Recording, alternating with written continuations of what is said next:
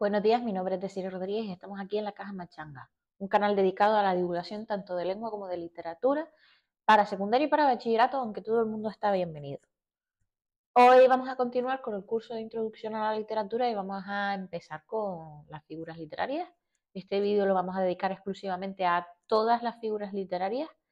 En principio no se me queda ninguna en el tintero, espero que no. Son muchas, muchas, muchas. Y siempre me hace gracia cuando mis alumnos me preguntan mis alumnos me afirman, en el examen nos entran todas las figuras literarias. Y yo dice, sí, las 200. Ah, no, son solo 6. Entonces no son todas. Así que bueno, vamos a poner una lista interminable y les voy a aclarar cuáles considero las que son las imprescindibles que se deben saber y cuáles son parecidas y bueno, en bachillerato yo suelo pedirlas todas, pero asociadas a un texto, por lo tanto hay algunas que como son muy, muy puntuales pueden no aparecer en esos textos, pero me interesa más que identifiquen qué figura es, que identifiquen algo, el lenguaje poético, y ya luego la clasificación puedo entender que sea más o menos comprensible y difícil. Bueno, comenzamos.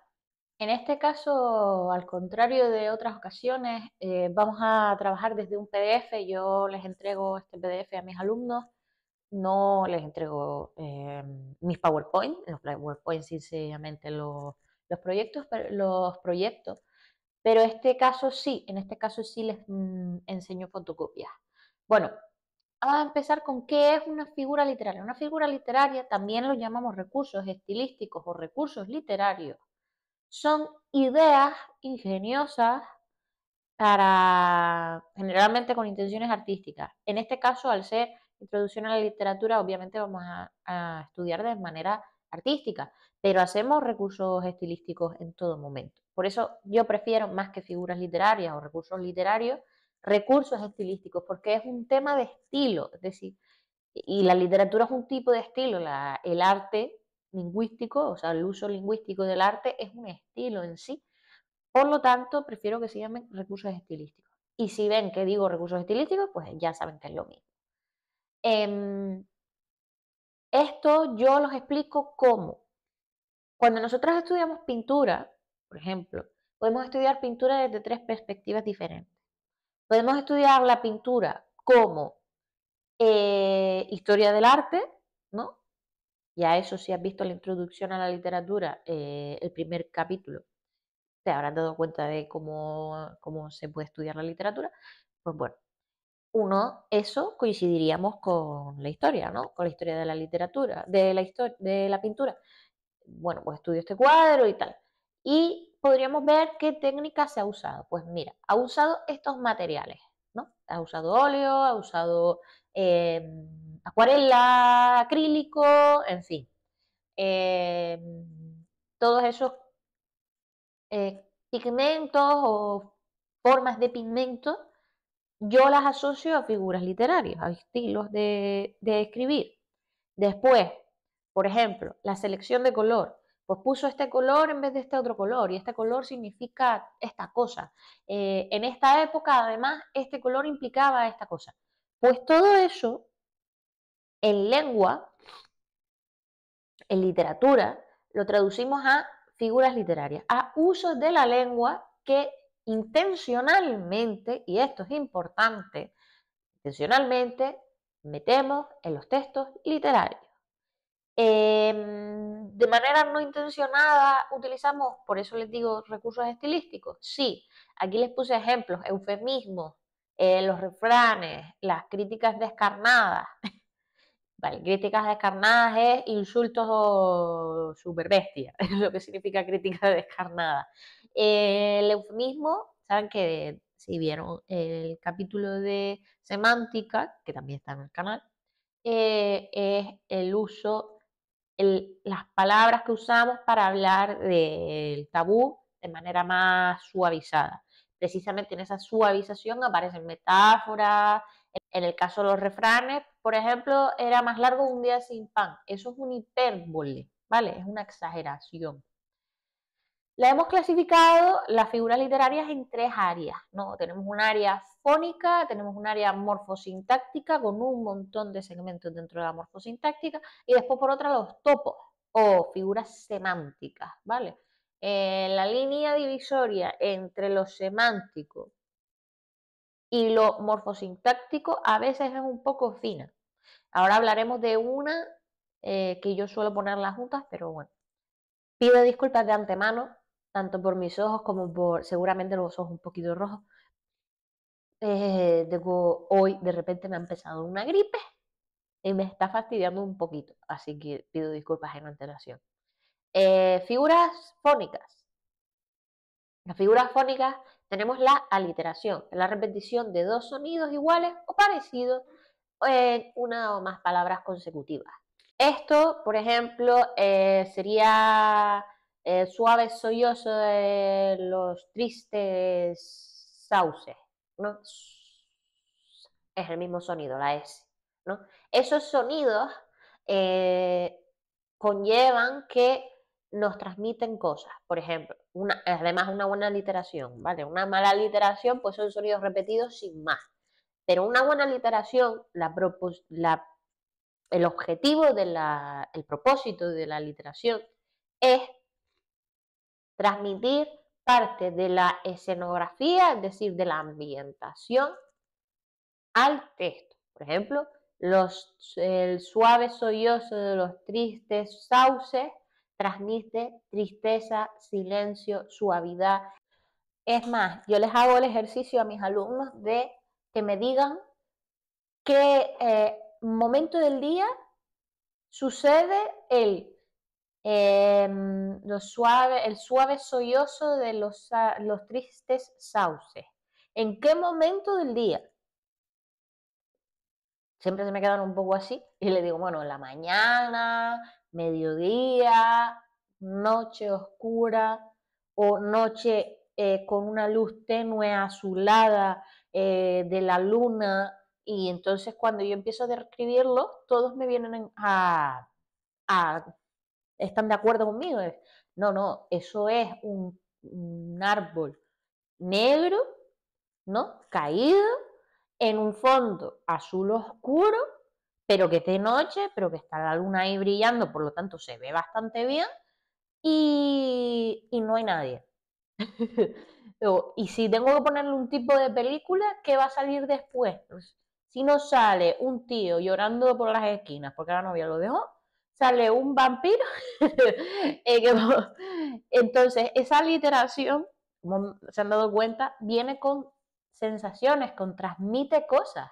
No es sencillamente sonidos y ya está, ¿no? O por ejemplo, retumban los truenos, retumban los truenos y los tambores.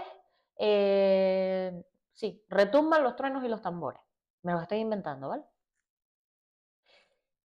¿Qué sensación? Y siempre lo vuelvo también otra vez a otro ejercicio. Color rojo. El color es rojo y además hay gente corriendo y además les digo, y no es como una pintura de la época francesa, no sé por qué de repente retumban los truenos y los tambores. Estamos en la Revolución Francesa, en medio de la Revolución Francesa. Sí, ¿por qué? Hay un porqué después, pero lo daremos más adelante.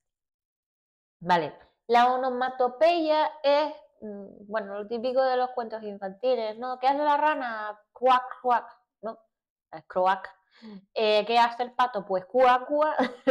Estos son sonidos que los hemos reescrito para que suenen, ¿no? El gallo kikiriki, de repente viene un inglés y dice cocorico y cosas extrañas, ¿no? Pero es eso, sencillamente reinterpretar sonidos de la naturaleza. Por ejemplo, ay, oh, eso también son onomatopeyas. Paranomasia, utilizan las palabras semejantes en la forma, pero distintas en el significado. Sí, o sea, es un juego de palabras que parecen lo mismo, pero no tienen nada que ver.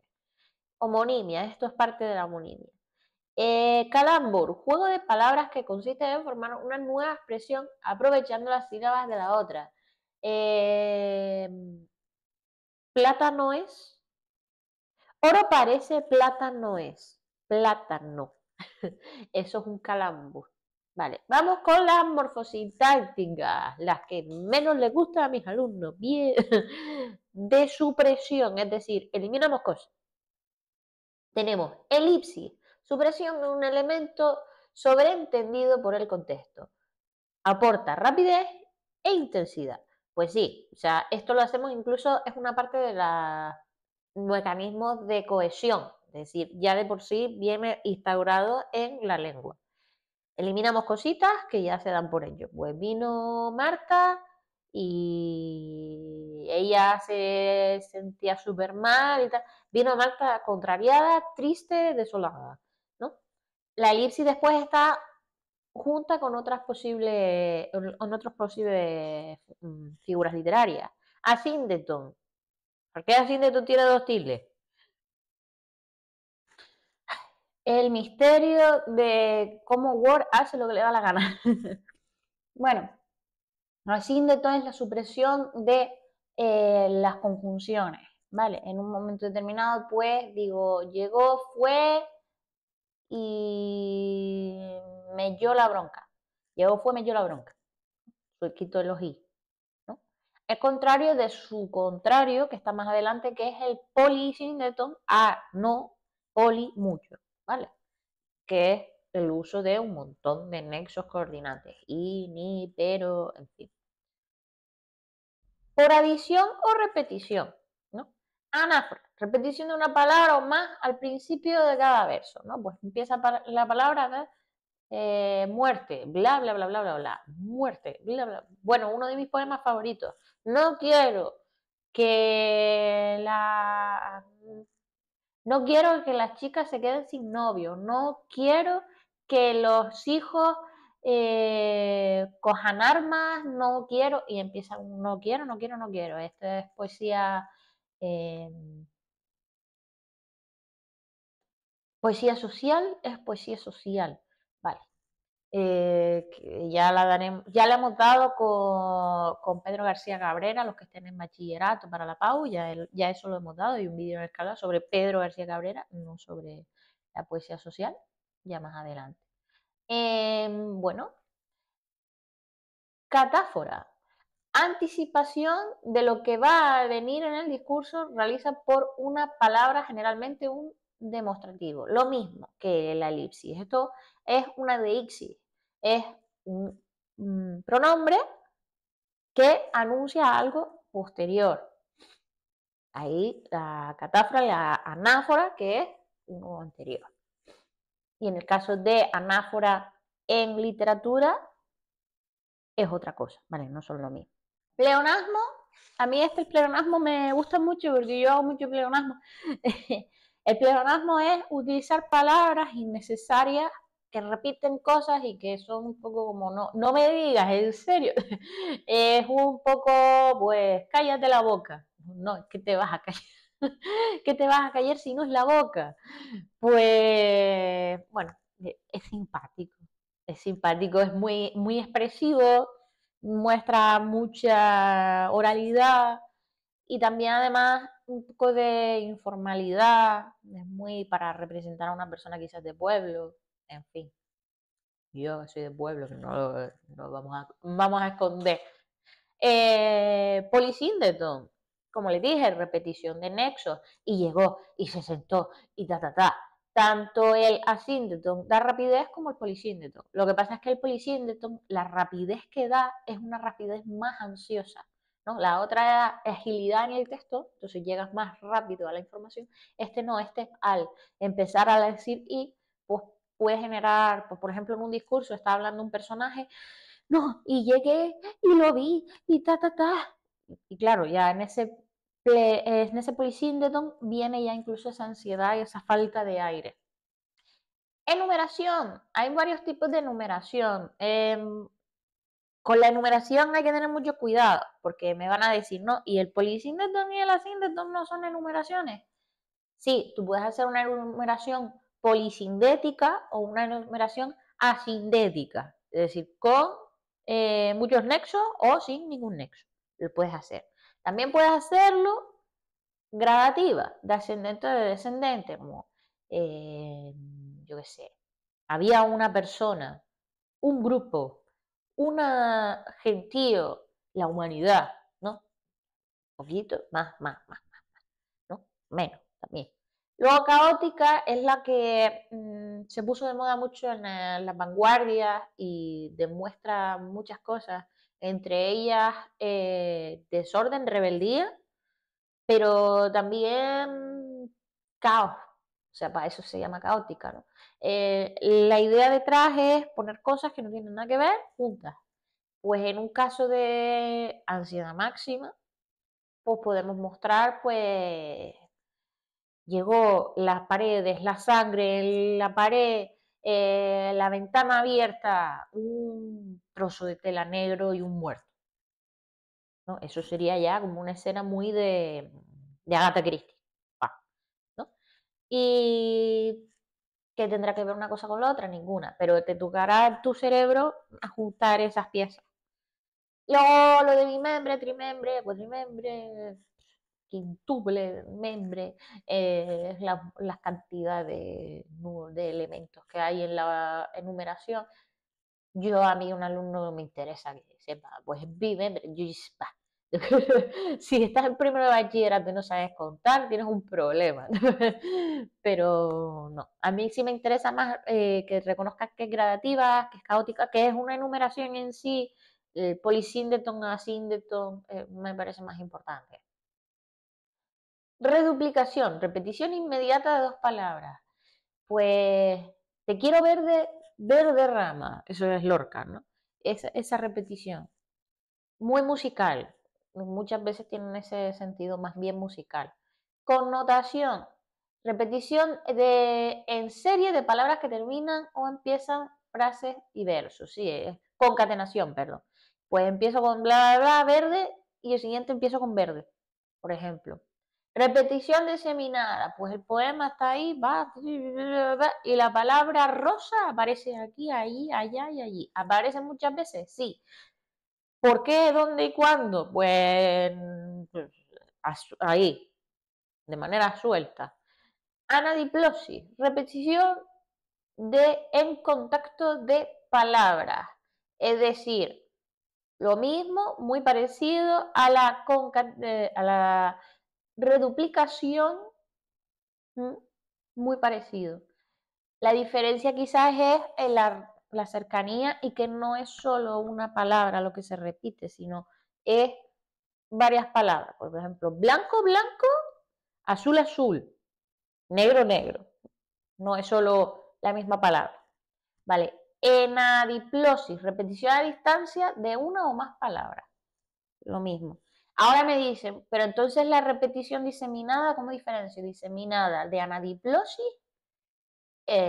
pues es sencillamente la extensión, porque realmente cuando se habla de repetición diseminada es en un poema completo, anadiplosis es en un mismo verso más bien. Pero bueno, tampoco me estresaría si dices, pues no me quiero aprender anadiplosis porque madre mía, la palabra es infumable. Repetición diseminada, está bien. A mí me interesa más que reconozca lo que hay, teniendo en cuenta que estamos hablando de alumnos de bachillerato. Si estamos hablando de alumnos de universidad, te aguantas y lo estudias todo. Básicamente. Aunque los nombres de las figuras literarias tampoco es, mientras conozcas las más importantes, entrar en las más específicas tampoco es tan importante, no aporta tanto. Diáfora, repetición de términos iguales en forma con significados diferentes, ¿no? Me fui a un banco a comprarme un banco. Me fui a un banco a pedir un préstamo para comprarme un banco, ¿no? Me fui al banco, institución donde hay dinero, para pedir dinero porque me quiero comprar un banco para ponerlo en el jardín. Entonces, la misma palabra, pero no significa lo mismo.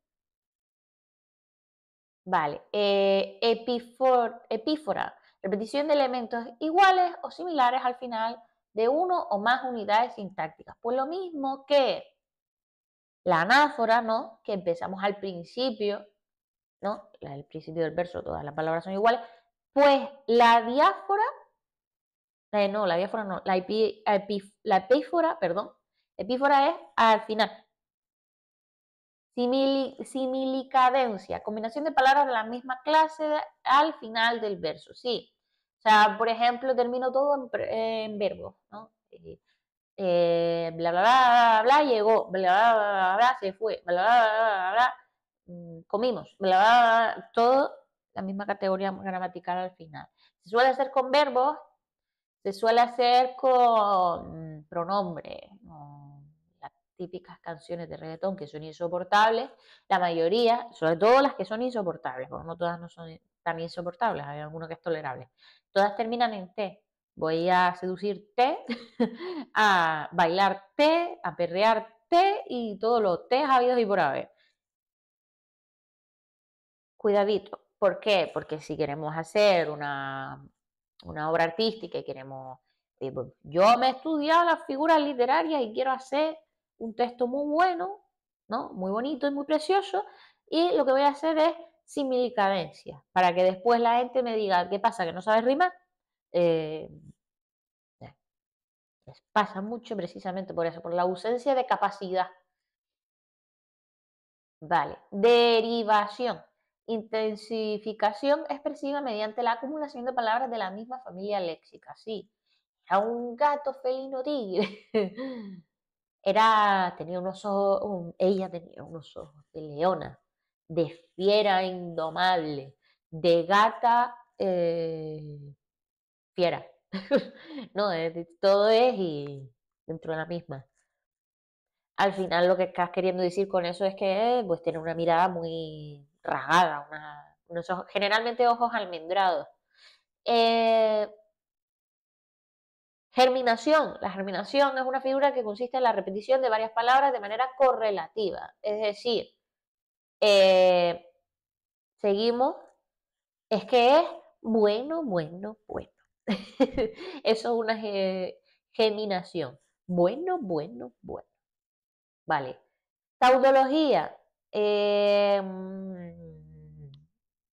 Al igual que la similcadencia, esto demuestra cositas, ¿vale? La tautología no se suele usar tanto como figura literaria, sino más bien como error de estilo. Además, error. Es una repetición de la palabra en la definición. Esto es lo que les corrijo siempre, ¿no? Las figuras literarias son figuras que usamos en la literatura. La explicación del siglo, o sea, es un error. ¿Vale? Que se usa en literatura, porque me van a decir, ¿y para qué usas errores en literatura? Bueno, puedes usar errores de literatura para hacer una cosa que la explicaremos más detalladamente en el teatro, que es el decoro, ¿vale? Que esto además es algo que se hizo en el barroco y tal. El decoro significa que el personaje que estamos poniendo debe tener lógica lo que dice con lo que hace, ¿no?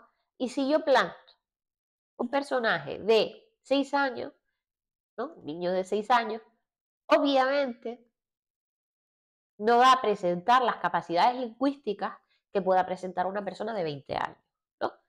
Por lo tanto, la tautología me viene bien ahí.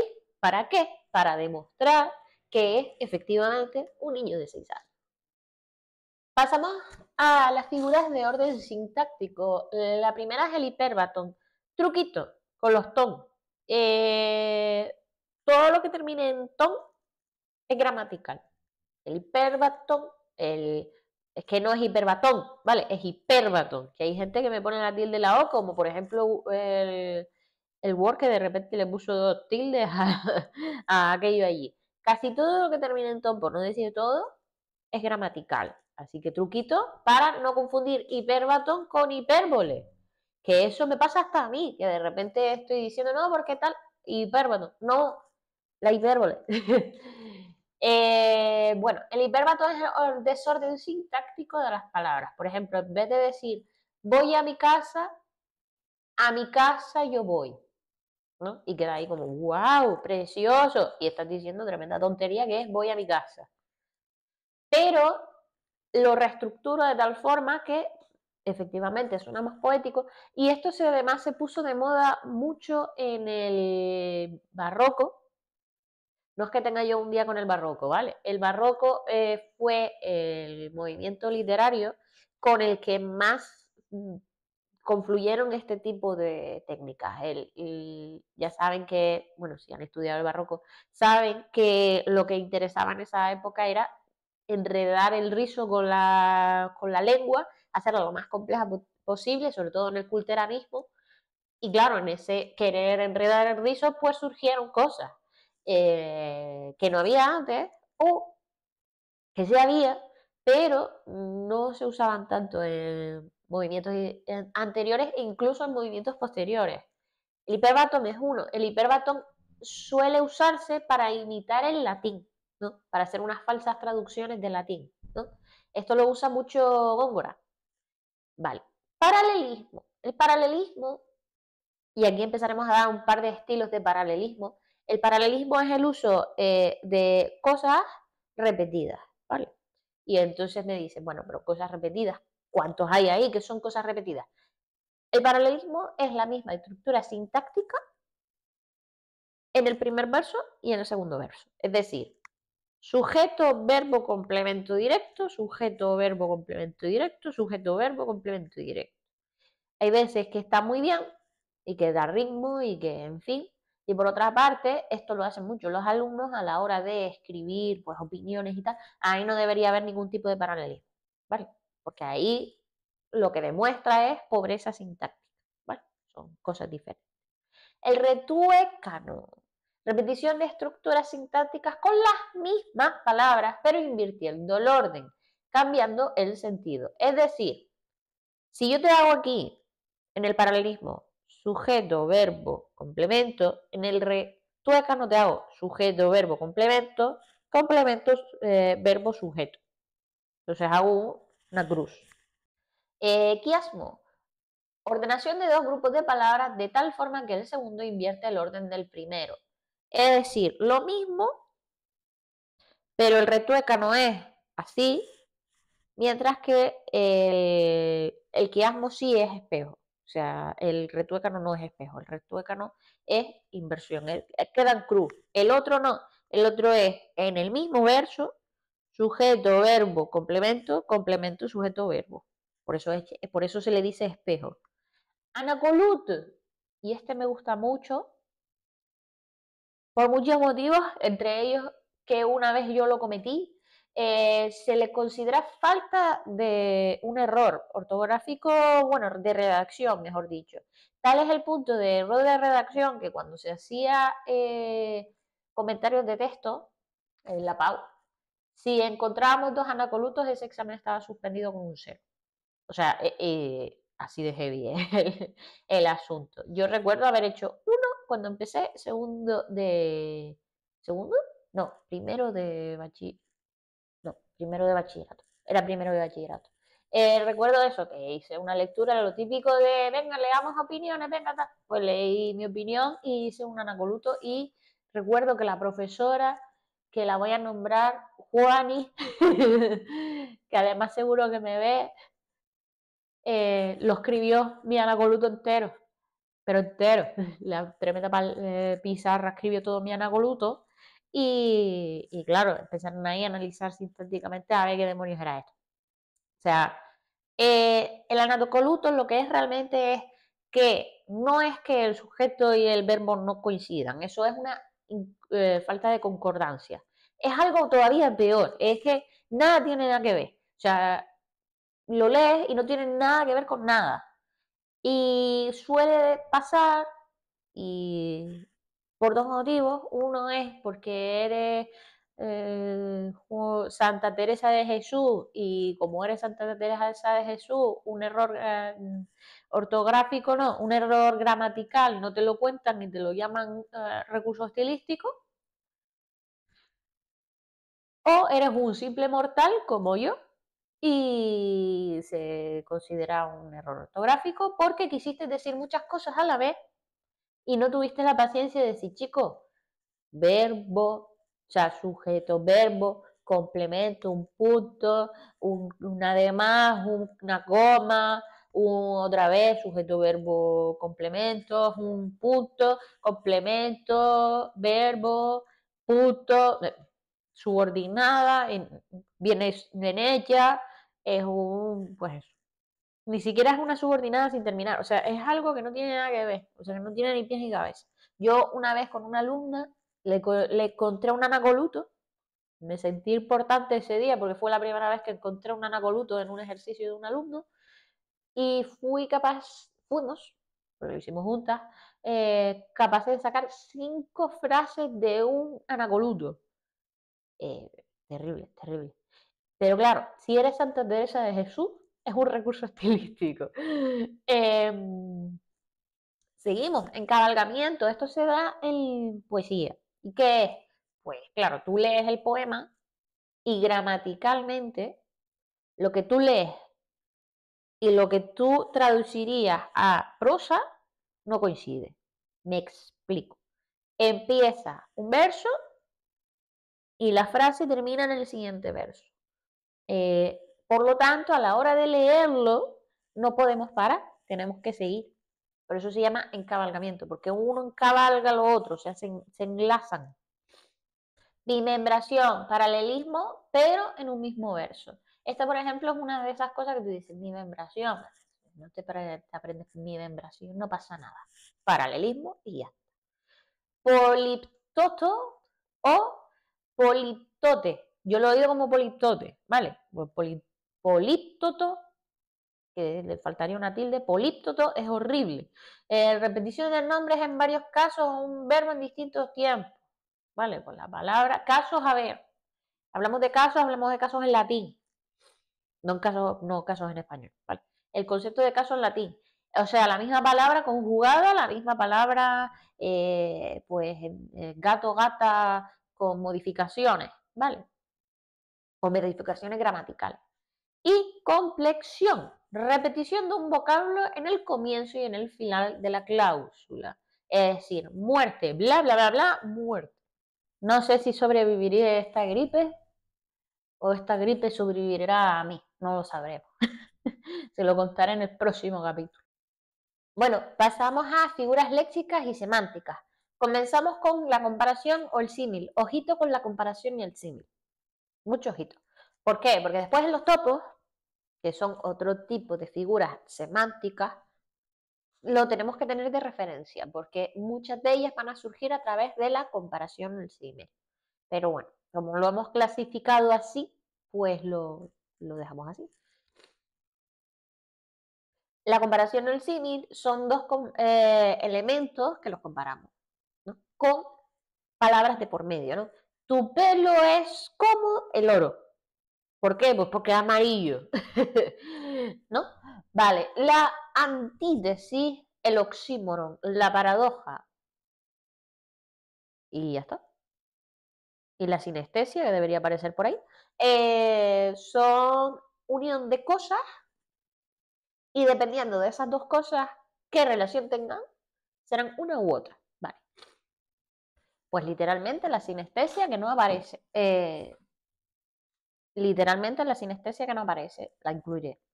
Sinestesia es el uso de dos términos que tienen relación con los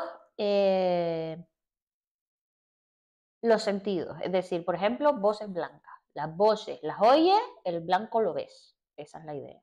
Antítesis y paradoja.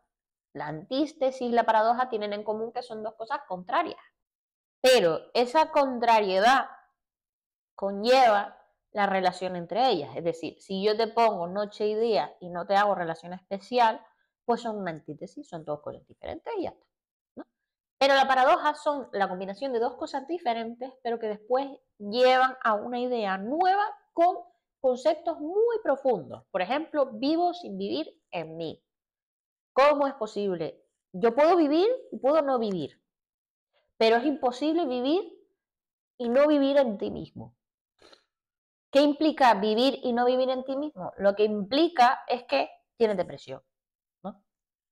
Eso es lo que implica. Por cierto, el vivir y no vivir en ti mismo es de Santa Teresa. Y el oxímoron relación de palabras en un mismo sentido contrario y tal. No. O sea, son dos palabras que no tienen nada que ver, pero nada que ver, y que se unen y forman un concepto nuevo. Por ejemplo, blanco roto. ¿Qué tiene que ver el romper con el blanco? Nada. Es un tipo de color blanco, ¿no? Es un blanco amarilloso, ¿vale? O amarillo chillón.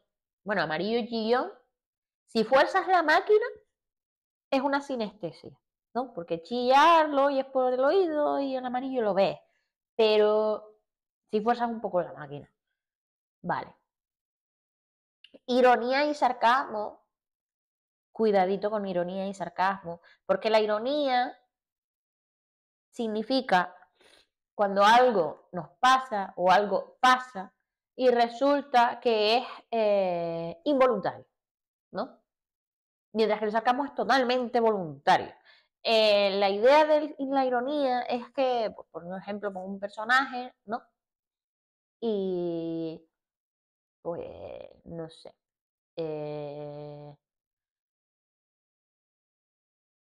le pone los cuernos a la novia lo deja, se monta el drama, ¿no? Y después ese chico se junta con otra chica, justo automáticamente, con la chica con la que puso los cuernos a la anterior, y esa chica le pone los cuernos a él. Eso es irónico, es como un poco la vida pasó así, nadie voluntariamente ha hecho que eso pasara. Sarcástico. Ya sarcástico es algo que un personaje te dice, ¿no? Pues un momento sarcástico sería un poco te lo has buscado, ¿no? Un poco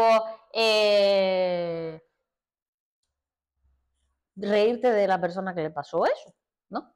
Ironía conlleva qué pasó y sarcasmo, la frase fue que insiste e incide en la ridiculización. Yo les pongo siempre el mismo ejemplo. Llego a clase, ¿no? Y les presumo de que yo sé bajar las escaleras y que soy maravillosa y que yo jamás me he caído por las escaleras. Absurdo, pero bueno. Y justo después de eso, cojo, me voy, bajo las escaleras y me meto un tremendo tortazo. Eso es irónico. Es como, Dios, qué casualidad. Después viene al insertar alumno random y me dice, yo, profe, no decía que no sabías bajar las escaleras súper bien, pues, oh, qué bien has bajado las escaleras. Eso es sarcasmo. Ya ahí el alumno estaría incidiendo en sarcasmo. Apóstrofe. Apelación vehemente a una persona, a otras personas, cosas personificadas en tono exclamativo. Oh, mar de Vigo, ¿no? La apóstrofe es, al final, un vocativo de toda la vida. Pero, hipérbole es una exageración de la realidad. Eres más largo que un día sin pan, ¿no? Interrogación y exclamación retórica, pues son preguntas que se hacen en momentos poéticos, ¿no? Generalmente en momentos poéticos. A veces también se puede utilizar en opiniones y en fin. Pero yo los recuerdo más, sobre todo la exclamación retórica, en poemas, en donde quieres decir una frase, pero que no esperas ni respuesta ni nada, ¿no? Es expresión súper cursi a veces o súper intensa de las emociones. Litote, negar lo contrario de lo que se quiere afirmar. Muy ligado al sarcasmo. Reticencia, el verso o la frase aparecen incompletos. Esto es importante porque es intencionado, es decir, no es que me encontré un poema del siglo XV y, y estaba roto el libro y me faltó un cacho. No, es el autor empezó a escribir y de repente dejó 3 puntos y dejó el poema sin terminar, intencionalmente. No se murió antes ni nada, sino que intencionalmente lo dejó ahí, en el aire, ¿no? Esto me gusta hacerlo mucho a mí. Alguna vez, bueno, yo escribo y a veces lo cuento y a veces no. Nunca he publicado nada, pero pues ya les aviso, a mí me gusta mucho hacer esto, de coger y escribir un cuento y dejarlo ahí sin final. Por eso soy así. Me gusta molestar a la pavana. Retrato, descripción, retrato, epopeya y prosopografía juntos. Y topografía en cierto modo también. Retrato es la fusión de etopeya y prosopografía. Prosopografía, descripciones físicas. Y etopeya, descripciones mentales de una persona. Y retrato es físicas y mentales. ¿No? Es una descripción. Y luego la topografía es la descripción de un paisaje. El epíteto, esto es interesante porque el epíteto lo podemos ver desde dos maneras. Si estamos estudiando morfología, lo vemos más como un adjetivo que se pone delante y tal. Pero no es solo un adjetivo que se pone delante, por supuesto, con fines estéticos, como dice ahí, como todos los recursos estilísticos. La idea es o lo pone delante o tiene una relación obvia, ¿no? Es un conjunto de cosas, casi siempre una posición muy grande asociada a una persona. Les pongo ejemplos de las tres opciones. Opción número 1, prado verde. Verde prado. Mira, como verde prado suena más poético, pues eso es un epíteto. Pues, por el orden, ¿no? Obviamente, además, es que es verde prado. No me digas de qué color va a ser el prado si no es verde. No va a ser un prado azul. Precisamente en esa obviedad de relación conlleva también la intención artística. ¿Por qué quiero decir prado verde? Pues porque quiero insistir en que es primavera y quiero poner colores de la primavera y uno de ellos es el verde. Y tengo que poner palabra verde ahí, ¿no? ¿Y cómo lo voy a poner? Pues con el prado verde. Porque no lo puedo meter con otra cosa, no puedo poner una rosa verde. Porque existir existen, pero eso es fea. Y la otra opción es, pues, estás metiéndote en tremenda historia épica, ¿no?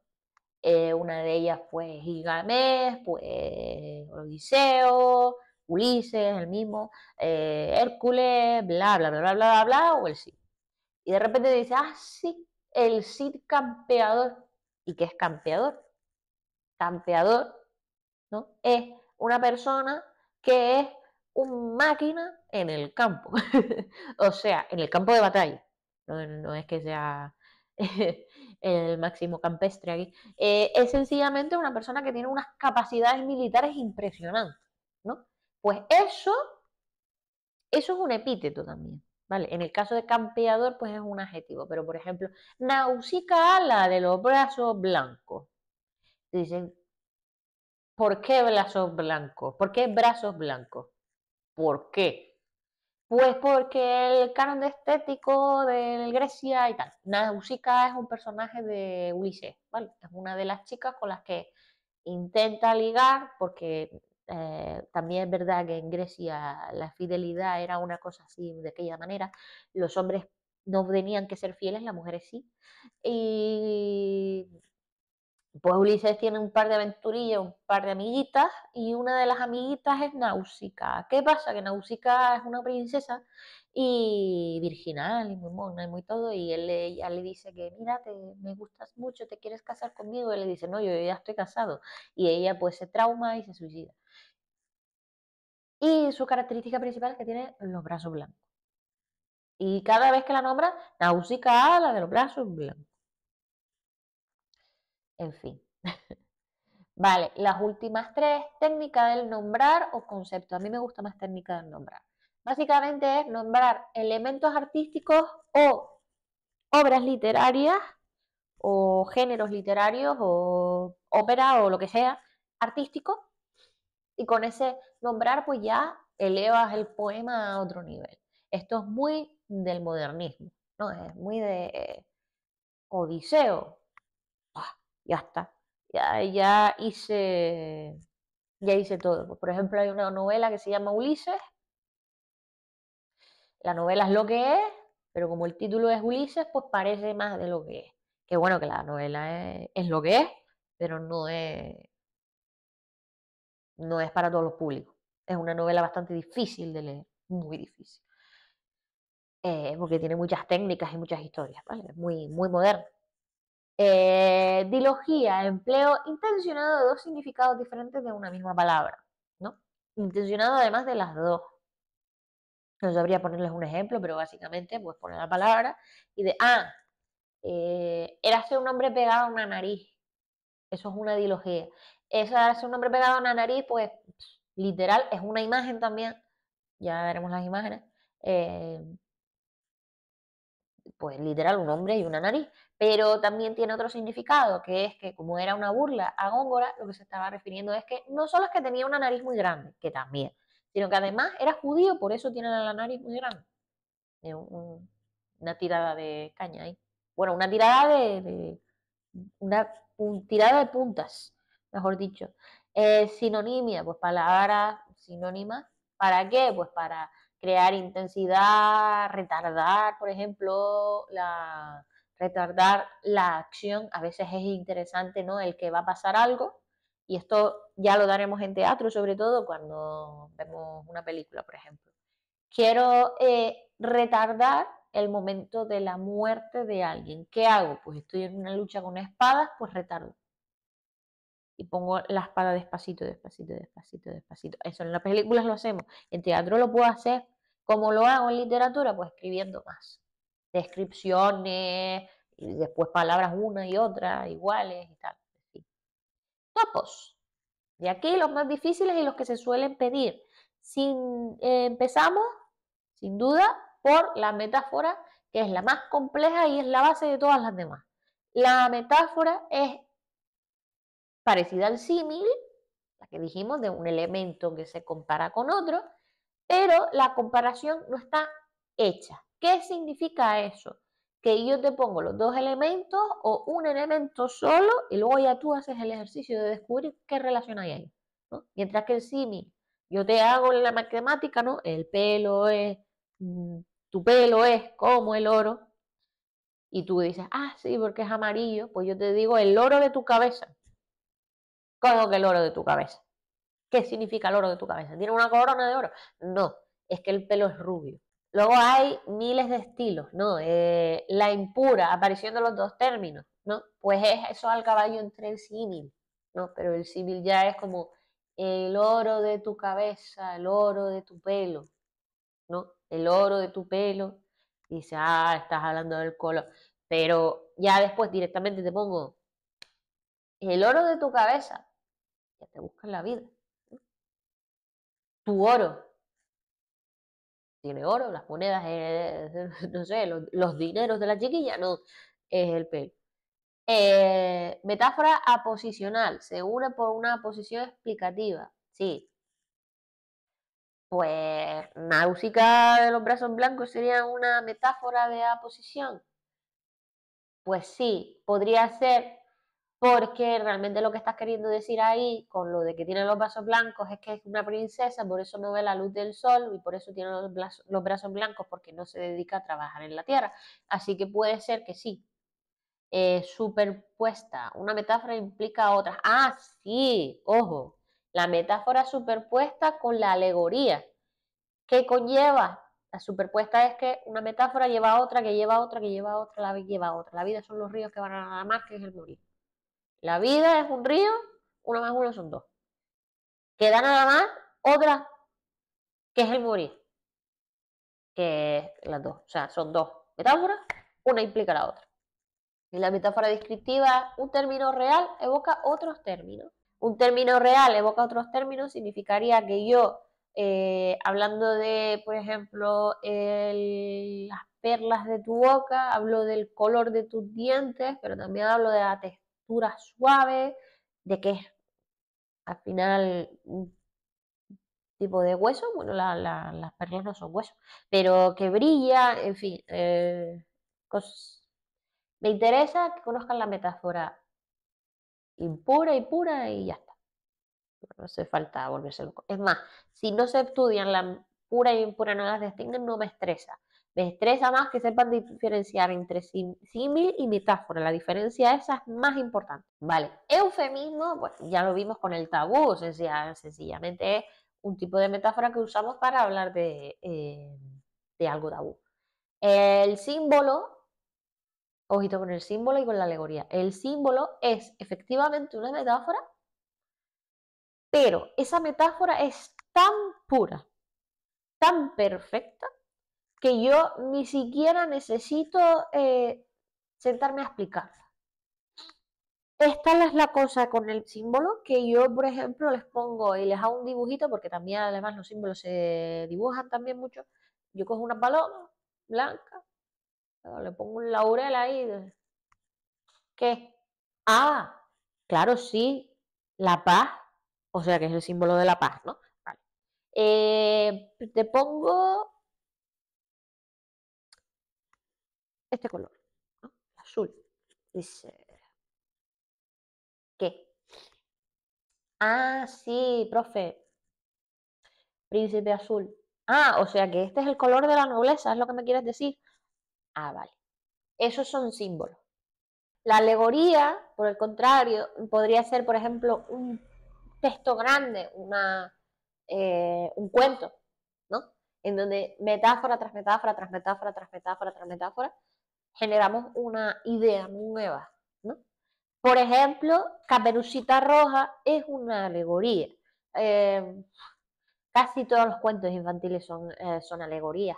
Caperucita Roja es una alegoría a muchas cosas. La primera metáfora que hay, la primera símbolo que hay, ni siquiera metáfora, es el rojo. ¿Por qué Caperucita Roja? Pues porque es una niña que ya no es una niña, ¿no? Ya ha llegado a una edad concreta en la que el rojo, o sea que ya menstrua, ya es una niña, ya es una adolescente. Y una adolescente mujer, porque en los términos de la Edad Media, adolescente no existía. Precisamente el lobo realmente representaría el posible novio, posible amante. Entonces realmente el poema, el cuento, nos habla de no vendas a tus familiares, a tus seres queridos, por un novio. Básicamente es lo que quiere decir. Ten cuidado porque al momento en el que tú entras, si sabes ser una niña, eres presa de mucho baboso. También es un poco lo que quiere decir. Prosopopeya o personificación. La figura esta es importante y con la animalización y la personificación, porque está dos veces, prosopopeya, personificación, animalización. Son dos figuras que mm, son metáforas, ¿vale? Muchos alumnos me han dicho, no, pues mi profesor me dice que no, es una metáfora. Pues tu profesor o quiere que no te confundas a toda costa o no lo tiene tan claro, porque sí son metáforas, ¿vale? Son metáforas. Lo que pasa es que la personificación es atribuirle a un objeto características humanas o incluso a un animal. Por ejemplo, el reloj me miró con odio. Los relojes no miran. Y la animalización es a un humano atribuirle rasgos animales. Antes estábamos hablando de que ella tiene una mirada felina, tal, es como una gata, ¿no? Pues entonces ya estamos ahí comparando, haciendo metáforas, pero dándole características animales a una persona. ¿Vale? Y las últimas, hipérbole, la exageración, hipérbole, la exageración, la sinestesia, que esa la estábamos mirando antes, la combinación de cosas por sentidos, voces blancas, metonimia y sinécdoque, que estas son muy parecidas. La metonimia es la sustitución de un término por otro por alguna relación de causalidad-procedencia, o sea, es cercana. Y la sinécdoque es un tipo de metonimia basada en una relación cuantitativa, el todo por una parte, es decir, mientras que la metonimia puede ser, pues, tengo un Goya en casa, no es un señor, es un cuadro de Goya, ¿vale? La sinécdoque es, pues tengo 10 cabezas de ganado. Obviamente, no tengo 3 pobres cabras, o sea, no tengo 10 cabras, las cabezas de las cabras, no, tengo la cabra entera. Lo que pasa es que yo he asociado esa parte del animal. Y bueno, con esto terminamos todas las figuras literarias y nada, nos vemos en el próximo vídeo en el que empezaremos ya con el, el género poético.